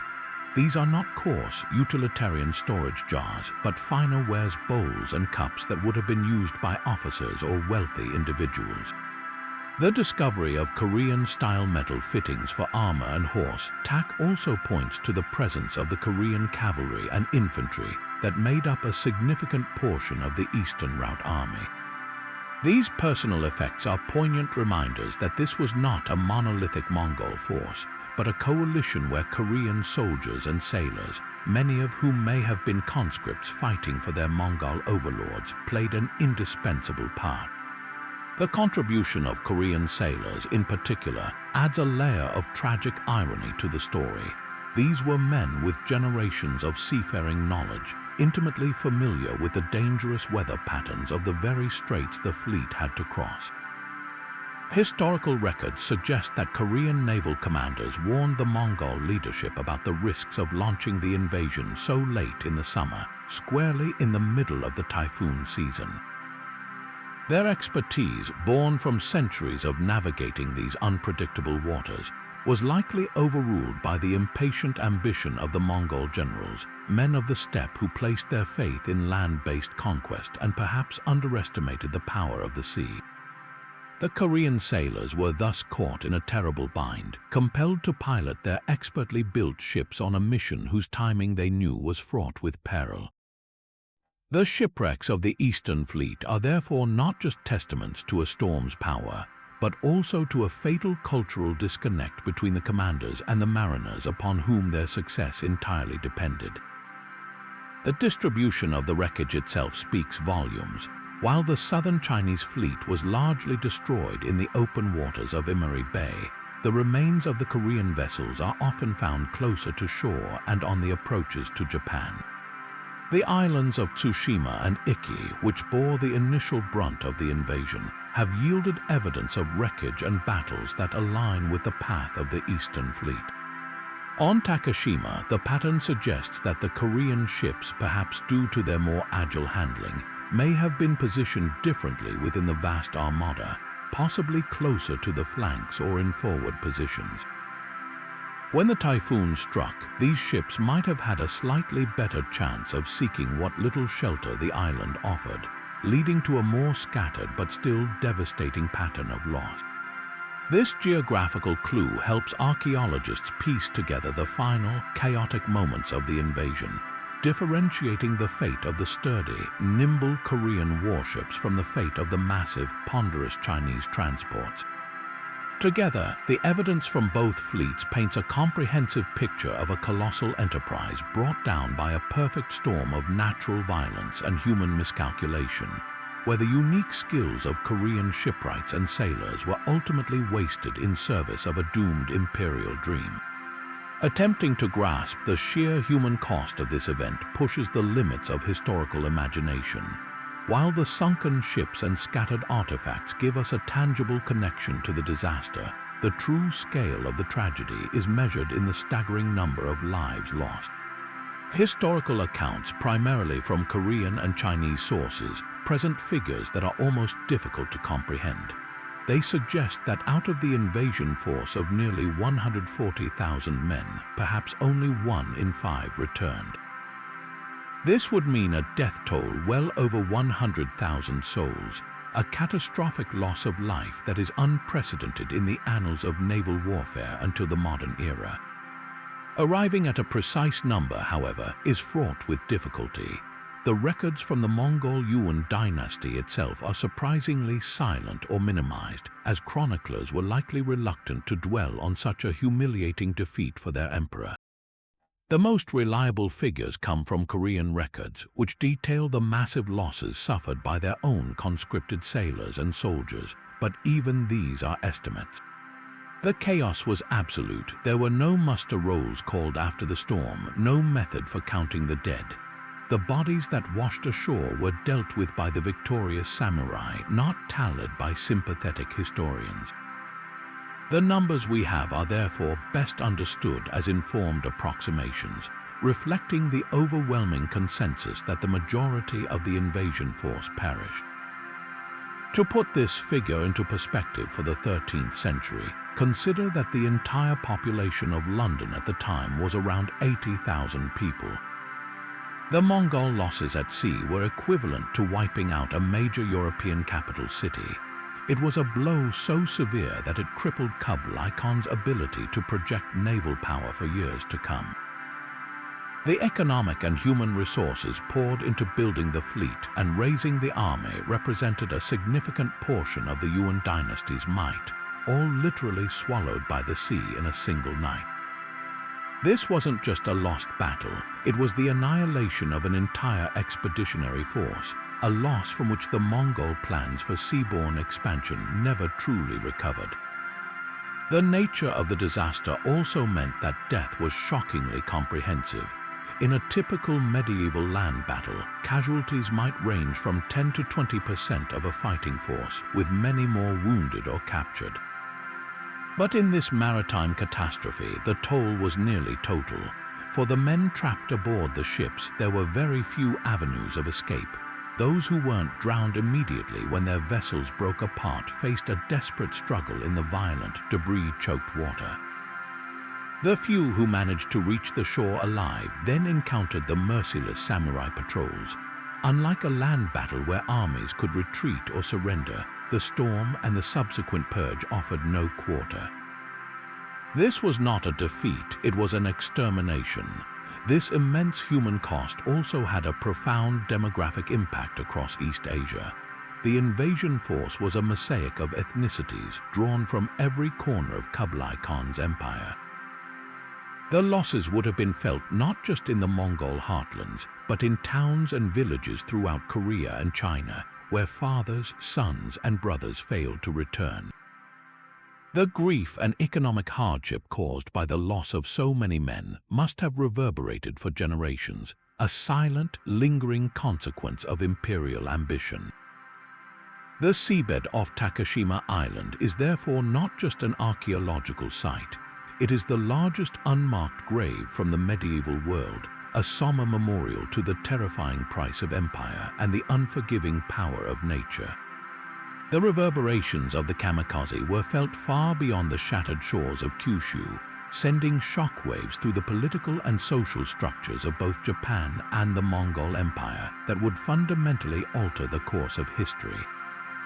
For the island nation, the successful defense against an seemingly unstoppable enemy was more than a military victory.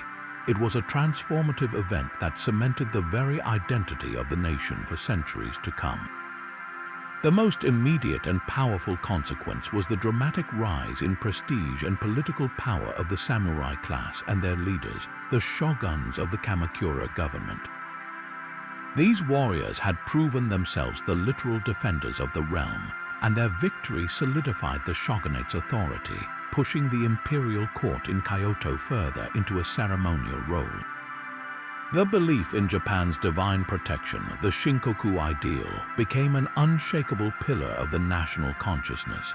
This conviction that the gods would intervene to protect their sacred land fostered a deep-seated cultural confidence, but also a powerful inclination toward isolation. Why risk contamination from the outside world, which had brought nothing but war and devastation, when the gods had so clearly favored a Japan that remained pure and separate? This mindset laid the crucial ideological groundwork for the official policy of Sakoku, the closed country edicts of the 17th century that would severely restrict foreign contact for over 200 years. The kamikaze had effectively convinced Japan that its safety and uniqueness depended on turning inward. For Kublai Khan and his sprawling Yuan dynasty, the consequences were catastrophic, though often underestimated in broader histories of the Mongol Empire. The financial cost of the two invasions was staggering. Building a fleet of thousands of ships, provisioning an army of well over 100,000 men, and then losing it all represented a drain on the imperial treasury of unimaginable proportions. The resources poured into this venture, the timber, the metal, the grain, the manpower, were essentially thrown into the sea with absolutely nothing to show for it. This massive expenditure, coming so soon after the enormous cost of conquering southern China, placed a severe strain on the Mongol economy. The human cost was even more damaging. The loss of tens of thousands of experienced soldiers and sailors, particularly from the Korean and Chinese populations who were compelled to serve, created resentment and hardship in regions that were already only recently and reluctantly absorbed into the empire. The failure was a profound humiliation for Kublai Khan personally. The man who saw himself as the holder of the mandate of heaven, destined to rule all under the sky, had been thwarted twice by a relatively small island kingdom and its capricious weather. This very public defeat chipped away at the aura of invincibility that was essential to Mongol rule, encouraging resistance and rebellion among subject peoples who now saw that the great Khan could in fact be defeated. The long-term impact on the Mongol Empire's trajectory was significant. While the Yuan dynasty would continue for several more decades, the failed invasions marked the high watermark of its expansionist ambitions.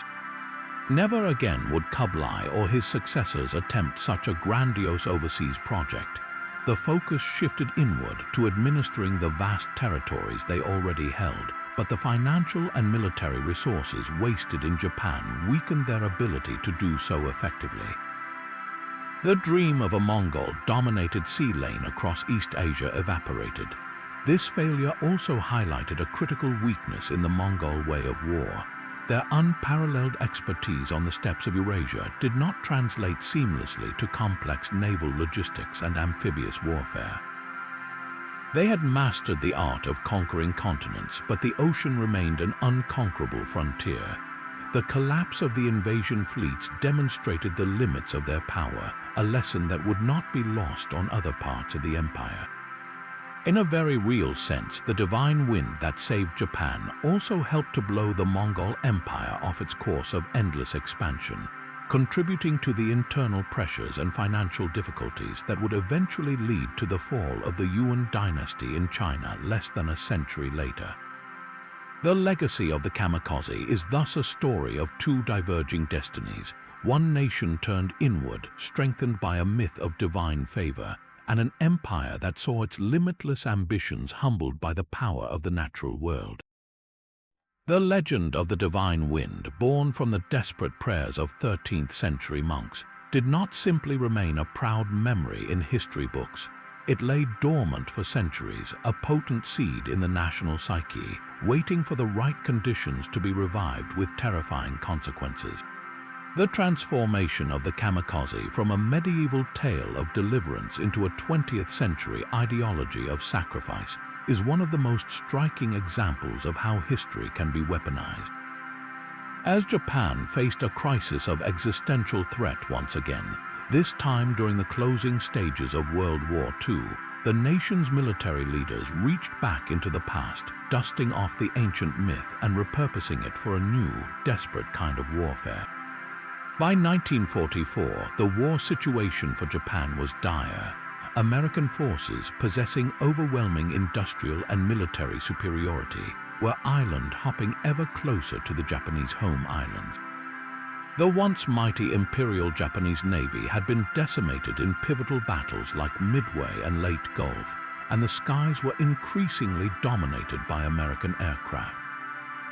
Conventional military tactics were failing, and the prospect of a direct invasion of Japan itself, an operation planned by the Allies and known as Downfall, loomed large. In this atmosphere of national peril, the military high command sought a weapon that could not only inflict material damage on the enemy, but also rekindle the fighting spirit of a weary population.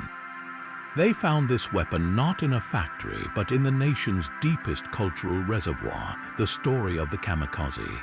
The propaganda machine swung into action, drawing a direct and powerful parallel between the present crisis and the Mongol invasions.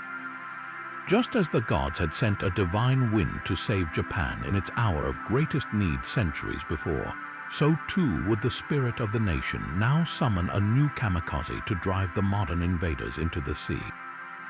This was a masterful, if cynical, piece of psychological manipulation.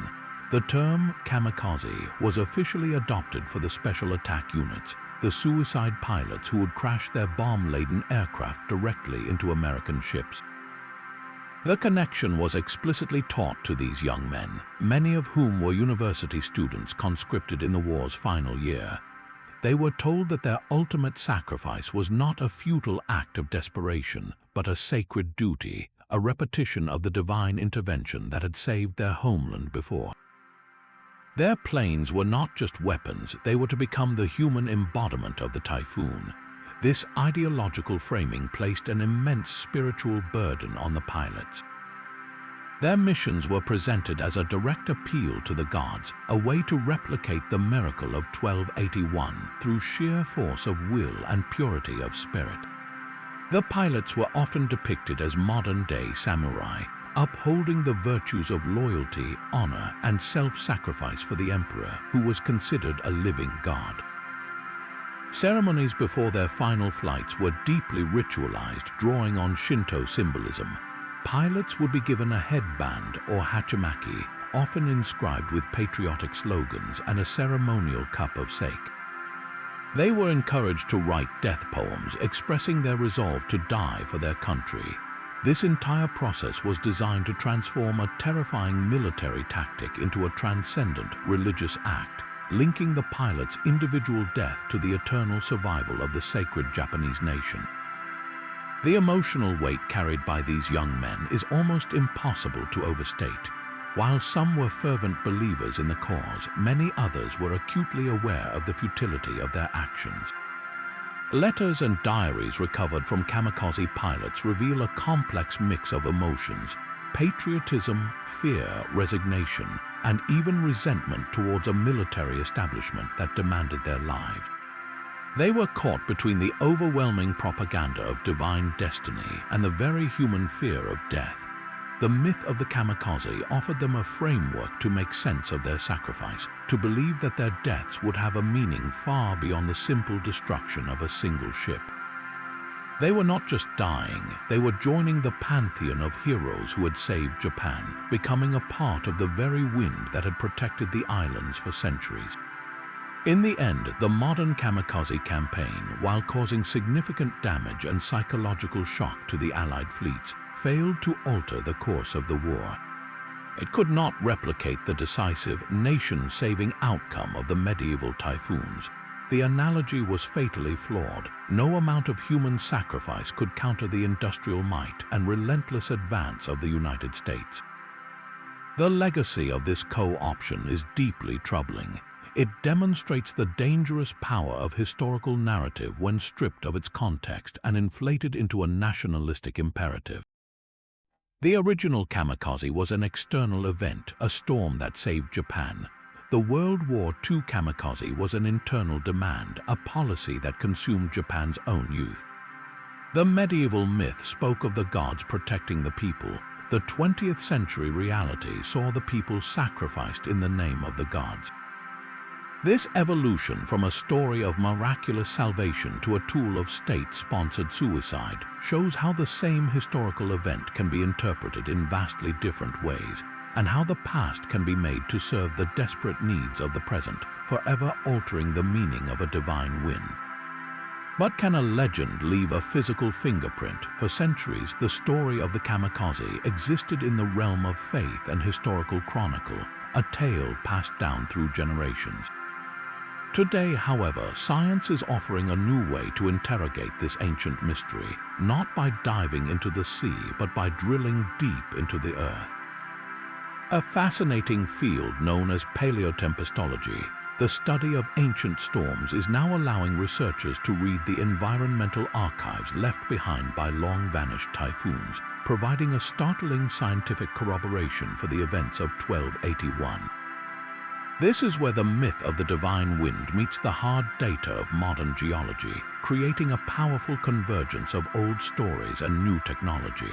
The method itself is as ingenious as it is simple.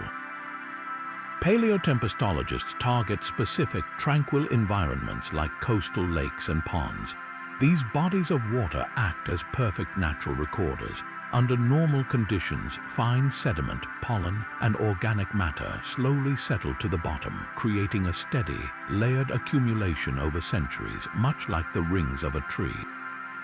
But when a massive typhoon strikes the coastline, it behaves like a gigantic blender.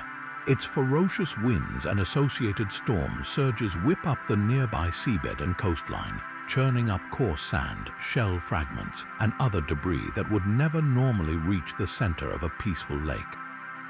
This storm-driven material is then carried inland and dumped into the lake, where it settles on top of the usual fine sediment. The result is a distinct coarse layer embedded within the finer deposits, a geological timestamp of the typhoon's passage. By extracting core samples from the lakebed, scientists can literally hold a vertical timeline of thousands of years of environmental history in their hands. The search for the 1281 kamikaze led researchers to lakes along the coast of Kyushu, particularly those near the invasion site in Imari Bay. Using specialized equipment, they carefully extracted long, cylindrical cores of sediment from the lake beds. Back in the laboratory, these mud cores were subjected to a battery of tests. Scientists split them open to reveal the layered history, examining the changes in texture and composition. They looked for those telltale coarse layers, sudden intrusions of sand and shell amidst the dark, fine silt. But they didn't stop there. To precisely date these storm layers, they used techniques like radiocarbon dating on organic material found just above and below the coarse band. This allows them to pinpoint the year of the event with remarkable accuracy.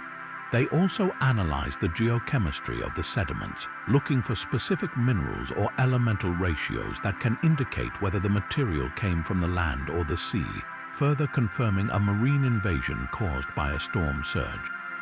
The results of these investigations have been nothing short of dramatic. In sediment cores taken from lakes like Lake Deja on the island of Kyushu, researchers have identified a prominent, coarse sandy layer that dates squarely to the late 13th century. The characteristics of this layer are consistent with a deposition event of extraordinary power.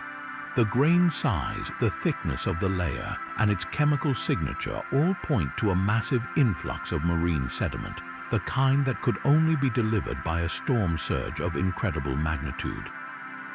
When the radiocarbon dating places this event right around the year 1281, the correlation becomes overwhelmingly compelling. This isn't just a random storm signature. It's the geological echo of the very typhoon that legends claim shattered the Mongol fleet. The scientific data provides a tangible, physical line of evidence that runs in parallel to the historical accounts, moving the kamikaze from the realm of folklore into the realm of documented natural history. This fusion of science and history profoundly enriches our understanding of the event. The sediment core doesn't just confirm that a big storm happened, it allows scientists to estimate its intensity. By analyzing the volume and distribution of the storm deposit, researchers can model the size of the storm surge and infer the strength of the winds that would have been necessary to create it. These models suggest that the 1281 typhoon was not merely a severe storm. It was a monster, likely a super typhoon with sustained winds that would place it in the highest categories on today's scales. This scientific confirmation adds a new layer of awe to the historical narrative. The samurai on the shore weren't exaggerating out of religious fervor. They were witnessing a meteorological event of genuinely apocalyptic proportions. The paleotempestology record shows that such catastrophic typhoons are rare, occurring perhaps only once every several centuries. The Mongols had the profound misfortune of arriving during one of these cyclical peaks of natural violence. Ultimately, the work of paleotempestologists doesn't diminish the legend of the kamikaze. It grounds it in a terrifying reality. It shows that the prayers of the Japanese people and the typhoon that answered them were not just a fortunate coincidence, but the intersection of human history with an immense, predictable force of nature. The gods may not have literally summoned the winds, but the unique geography and climate of Japan created the conditions where such a divine intervention could be perceived. The sediment cores offer a silent, objective testimony, agreeing with the scrolls and the sunken ships. Together, they tell a complete story, one of imperial ambition, human resilience, and the undeniable power of the natural world, a power so immense that for centuries it could only be explained as a miracle. And so we arrive at the end of this epic tale, a story that spans centuries and bridges the gap between legend and tangible reality. It is a narrative woven from threads of immense human ambition, catastrophic disaster, and the enduring power of myth. We began with the vision of Kublai Khan, the most powerful ruler of his age, who sought to extend his mandate of heaven across the sea, only to see his colossal armada, a floating city of war shattered not by a rival army but by the elements themselves. For Japan, this deliverance was nothing short of miraculous. a divine intervention that cemented their identity as a nation protected by the gods, a belief that would shape their destiny for generations. For centuries, the kamikaze existed primarily in the realm of faith and ancient scrolls, a powerful founding myth. But the incredible work of underwater archaeology has performed a kind of modern-day magic, pulling this legend from the depths and laying its evidence bare for all to see. The broken timbers of Chinese junks and Korean warships discovered off the coast of Takashima Island are not just silent relics, they are the physical testaments to the catastrophe. The personal effects, the bronze Buddha statue of a terrified officer, the simple rice bowls of common soldiers, the stone anchors that failed to hold against the typhoon's fury, these finds have given faces and stories to the countless lives lost. They confirm the historical accounts with undeniable authority, transforming the tale from a fable into a documented historical event. Furthermore, the science of paleotempestology, by reading the storm's signature in the layers of lakebed sediment, has provided a stunning scientific corroboration, proving that the typhoon of 1281 was a meteorological monster of rare intensity. The legend of the divine wind is now supported by a tripod of evidence: the historical records, the archaeological finds, and the geological data, each pillar reinforcing the other. This convergence of proof invites a profound reflection on the forces that shape human history. The story of the lost fleet is a powerful reminder that the course of civilization can be altered not only by kings and armies, but by the immense, unpredictable power of the natural world. A single weather event lasting only a few hours determined the fate of nations, preserving Japanese culture and likely hastening the decline of the Mongol Empire. It challenges the very notion of human agency, suggesting that alongside our plans and ambitions, there exists a capricious and mighty counterforce. The kamikaze stands as a timeless example of how a natural disaster can be interpreted through a cultural lens, becoming a cornerstone of identity and later, a tragically misappropriated symbol. It's a story that resonates deeply today as we ourselves grapple with the increasing impact of a changing climate on our own global society. The mystery may be solved from a factual standpoint, but its echoes continue to provoke wonder. What do you think? Was the survival of Japan a breathtaking coincidence, a simple matter of being in the wrong place at the wrong time? Or does the perfect timing of the storm, following days of national prayer, hint at something more in the grand tapestry of history? We've journeyed together from the imperial courts of China to the sacred shrines of Japan, and from the chaotic decks of sinking ships to the silent, evidence-rich depths of the sea. The lost fleet of Kublai Khan is no longer lost, it has been found, and in finding it, we have uncovered a story more compelling than any fiction. Share your own thoughts on this incredible intersection of history, archaeology, and nature in the comments below.